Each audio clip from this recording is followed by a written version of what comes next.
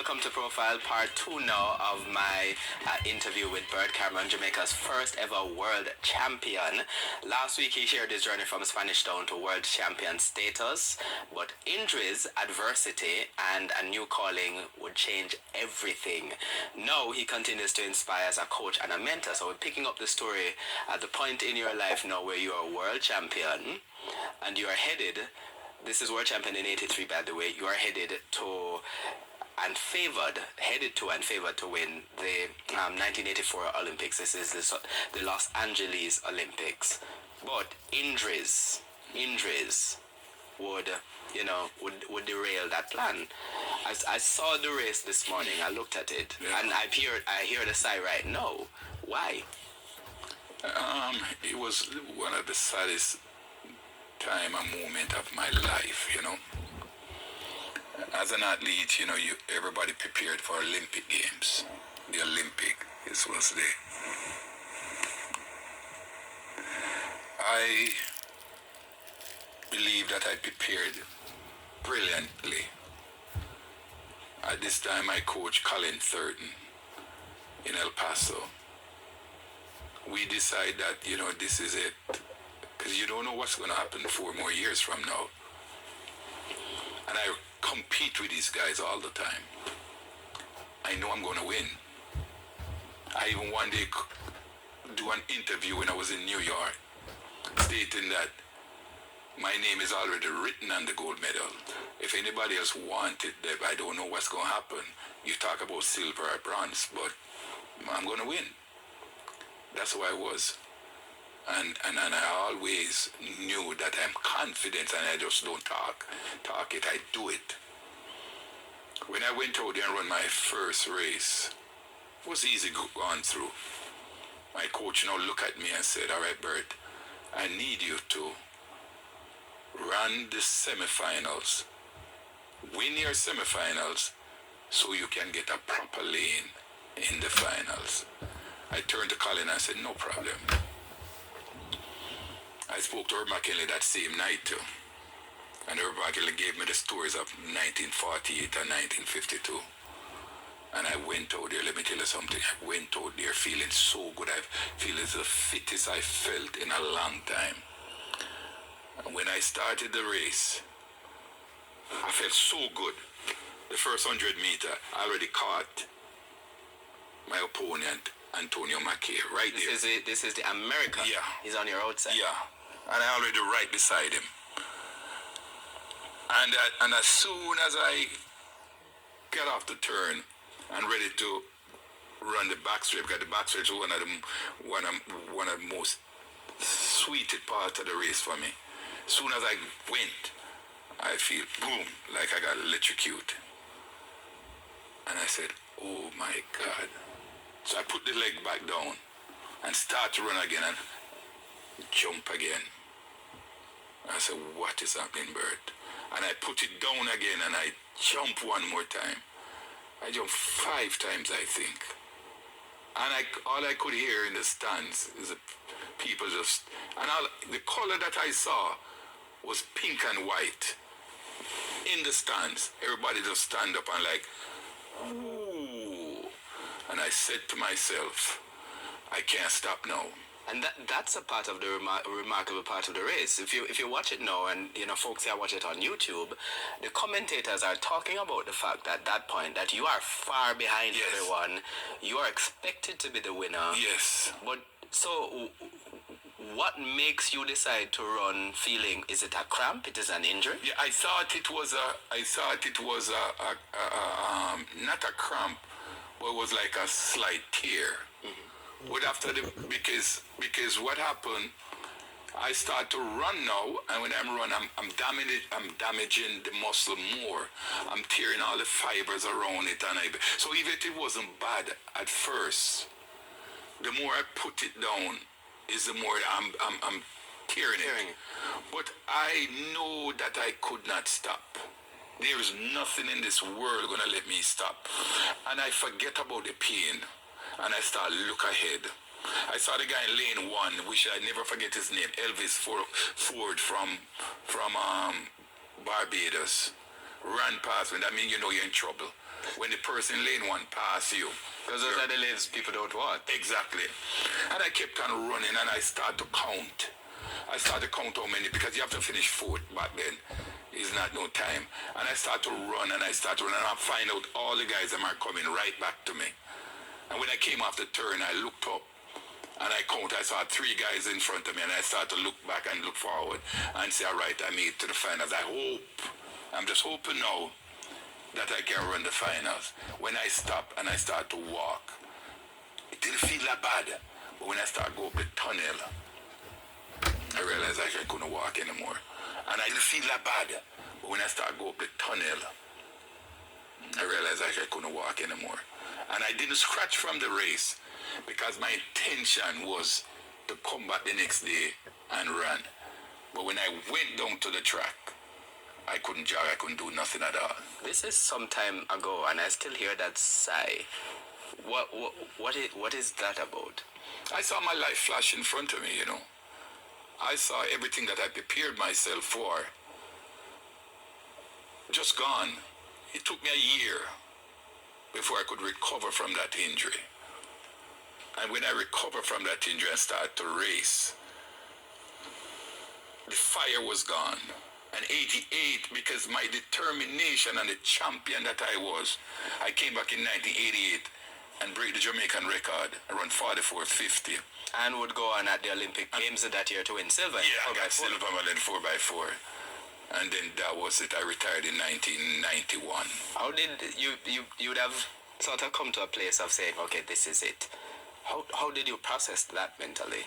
It is rough. It was hard because we don't make that transition easy. We used to get in things and people look at us and stopping us on the road and talking to us and let us feel good. I used to love that kind of life. But when I have to get out and I have to go and look at job or do something, it's not pretty.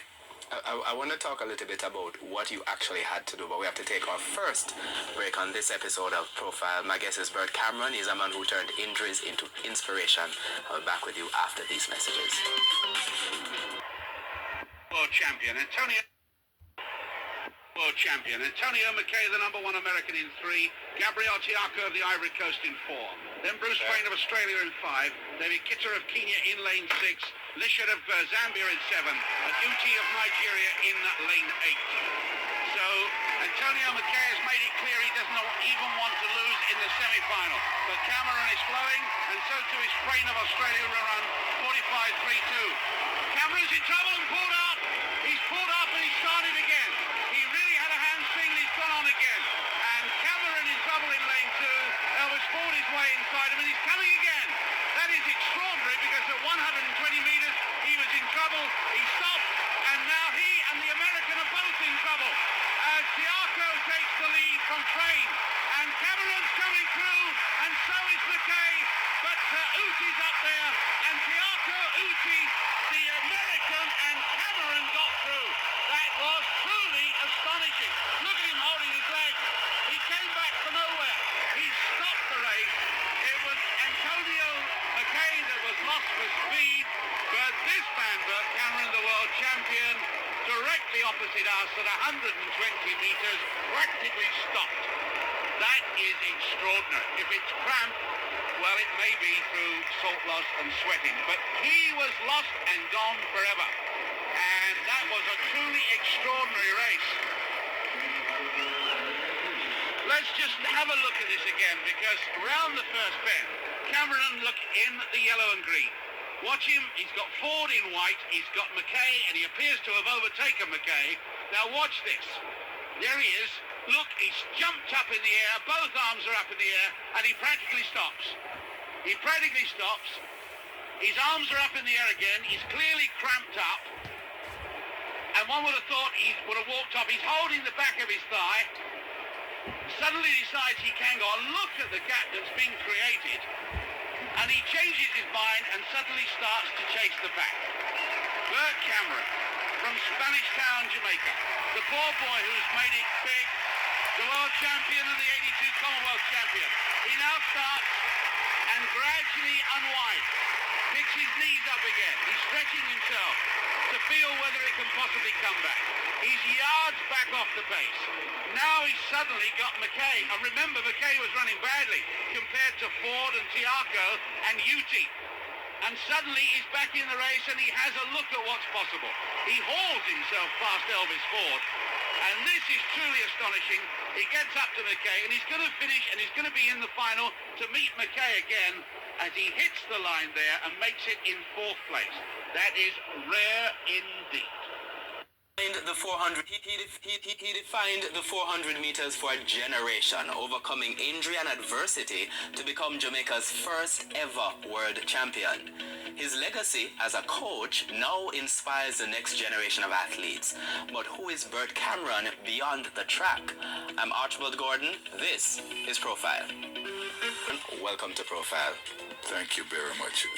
Glad to be here. I am very, very happy to have you. You know, I was saying before when I was thinking about this program, that this time around, when you tell me you went to the best school ever, I'll be able to say yeah, because you're talking about St. Jago. But we will get to St. Jago a little later on in this program. For the moment, I want to give a little bit of a bullet point summary for the folks who may not be as familiar with your name. So, born November 16, 1959 in St. Catherine. You grew up in Spanish Town in a poor family, a poor community as well, and we'll talk a little bit about that.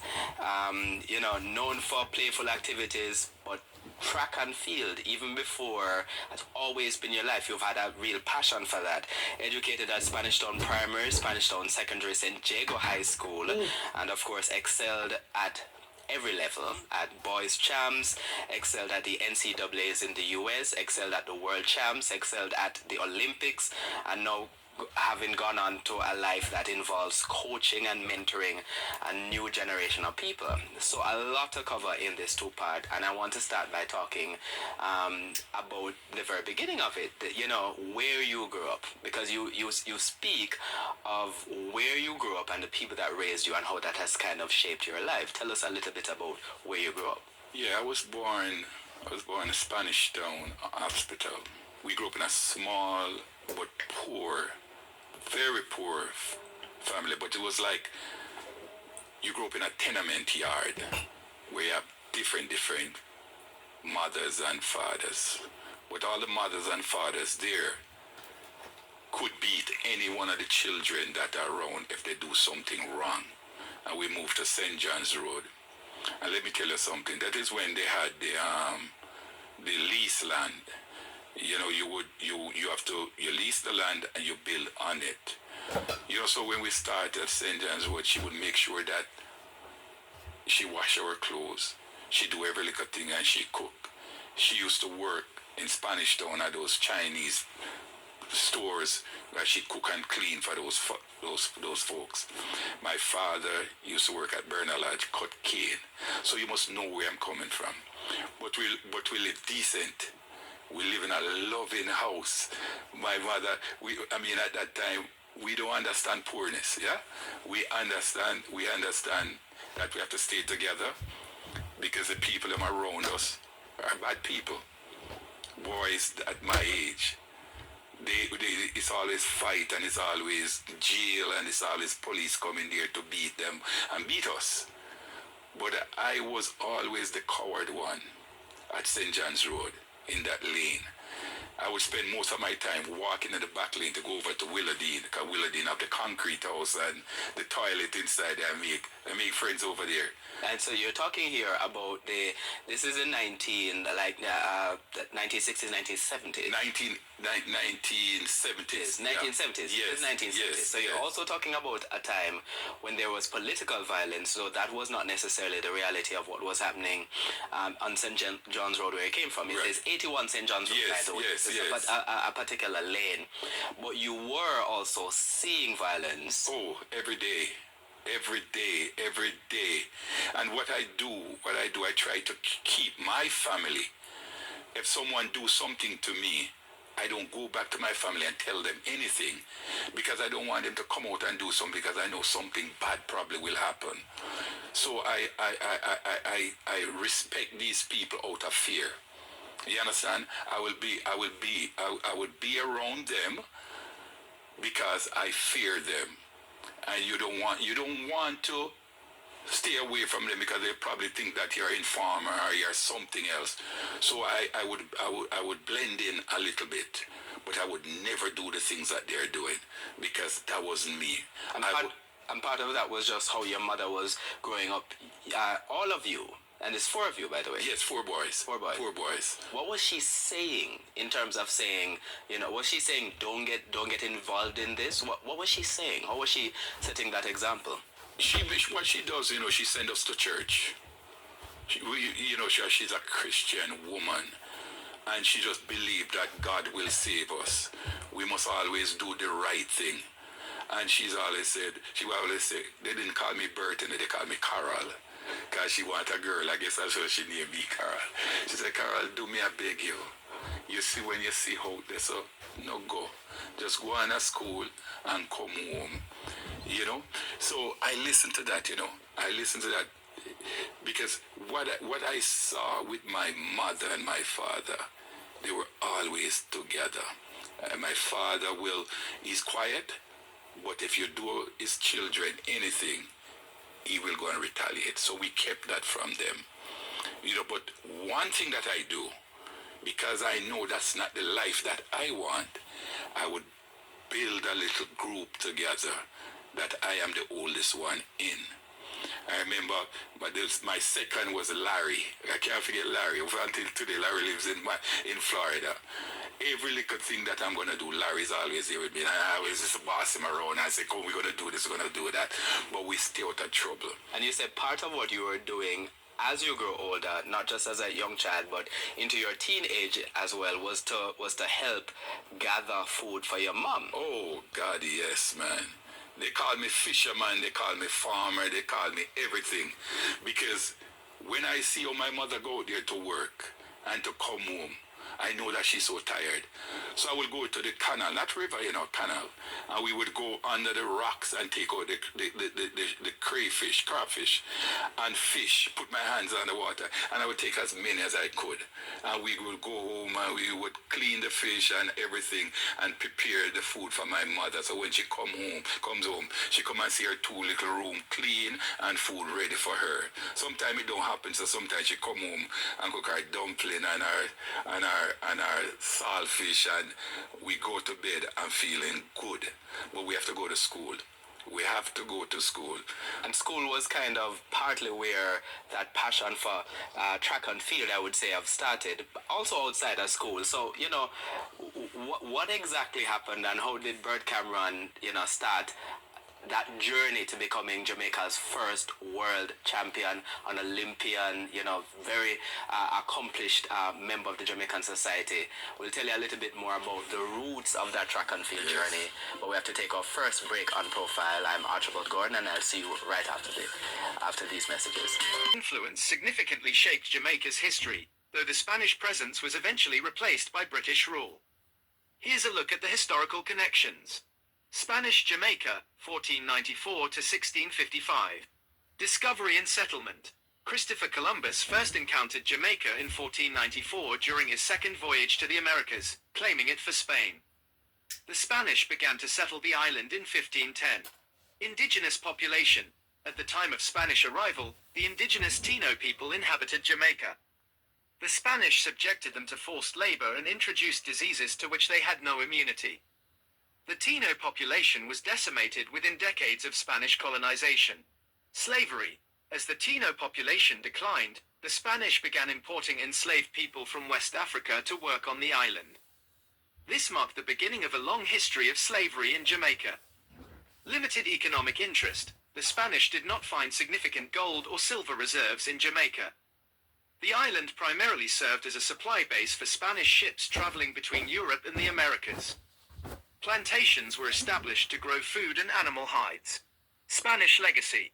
Although the Spanish presence wasn't as economically dominant as in other parts of their empire, they established the first European settlements, including Sevilla Nueva, near present-day St. Anne's Bay, and Spanish Town, which became the capital. Spanish influence can still be seen in some place names and historical buildings. The Maroons. During the Spanish period, some enslaved Africans escaped into the mountainous interior of Jamaica. These runaway slaves, who later mixed with the remaining Taino, formed independent communities known as the Maroons. British Jamaica, 1655 to 1962.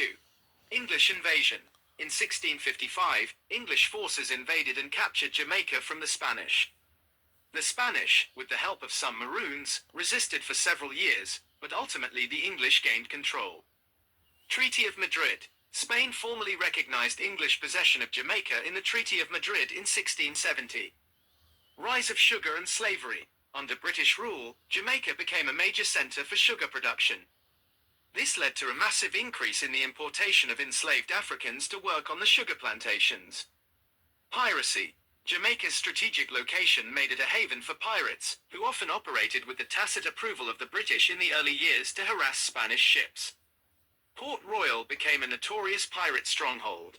Maroon Wars. The independent Maroon communities in the interior fiercely resisted both Spanish and then British attempts to control them, leading to significant conflicts known as the Maroon Wars. Abolition of slavery and independence. The British abolished the slave trade in 1807 and slavery itself in 1834. After a long period of colonial rule and growing calls for self-determination, Jamaica gained independence from the United Kingdom in 1962. In summary, Spain was the first European power to colonize Jamaica, leaving a lasting impact through the introduction of slavery and some cultural elements. However, their rule was relatively limited in economic scope compared to the subsequent British period, which profoundly shaped Jamaica's demographics, economy, and society. That race for the men, in which Bert Cameron starts in lane 4 and is the favourite for Jamaica, although he's got very, very strong American opposition. In lane 1, Mike Franks, the 19-year-old. Sousa of Brazil in 2. Hartman Faber, who wears glasses, easily to pick out in lane 3. Then Cameron of Jamaica. The American champion, Sunderix, goes in 4. That's Bert Cameron that we're looking at. Thomas Schoenlieber, an 18-year-old East German, goes in lane 6. What a fine prospect he is. Erwin Scumrail, 302 of West Germany in 7. Mike Paul of Trinidad that we just saw there in all red in lane 8. Mike Paul, number 2 ranked in the world last year. Bert Cameron, this quiet, softly spoken man, born in Spanish Town, Jamaica, who has been linked to the greats of Jamaica in the past, the George Rodens, the Herbert McKinleys and the Arthur Wynns. Because he's really headed the world, and here he is in yellow, chasing after the American outside him, Sunderix, the 22-year-old at the University of Indiana. Sunderix has gone off exceptionally well, so has the American on the inside. That's the good look at Bert Cameron right in the middle of your picture. Mike Franks on the right of your picture in the all red of America, closing on Sousa from Brazil. On the outside, Mike Paul of Trinidad and the white vest with the red band of West Germany looking good. Scumrail in lane 7. But Bert Cameron comes off the bend the better. He's floating beautifully, moving with a quiet rhythm and real authority now. Cameron without much pressure from Scumrail, and the Americans are going to get second and third right at the dip there. Mike Franks on the inside, I think, from Sunderix, and Bert Cameron, who knows them so well because he's out of American University at the University of Texas in El Paso, sees as he looks around that his time is 45.02. To his left, Mike Franks of America gets the silver medal, and just pushing himself to the line, it's Sunderix of the United States, ahead of the West German, Erwin Scumrail, that takes the other medal, the bronze. And I'm here with Mr. Bert Cameron. Nice to meet you. Nice meeting you. Okay, so how did you get into coaching track and field? Well, as a young man, I was a runner. I was an athlete. And I decided that when I finish my competitive years, I want to be a track coach. So I went and do the IAAF qualification. And then I went back home to Jamaica to coach my high school, which is St. Jago High School. Oh, so you're a former athlete at St. Jago High? Right, yes. A lot of coaches in Jamaica who coach high school are originated from their school. So how has your teaching philosophy Beg your pardon? has your teaching philosophy evolved over the years? You know, your strategies. Well, it comes with time and it comes with experience. I mean, you try something and it's not working, you try to correct it, but you keep on doing it over and over and over to give it a chance to see, just as if like when you're going to school, from first grade to second grade to third grade, you keep on working and then you practice to do the exam and to see where you're at. So in training, we keep on training, and then we do time trials to see where we're at.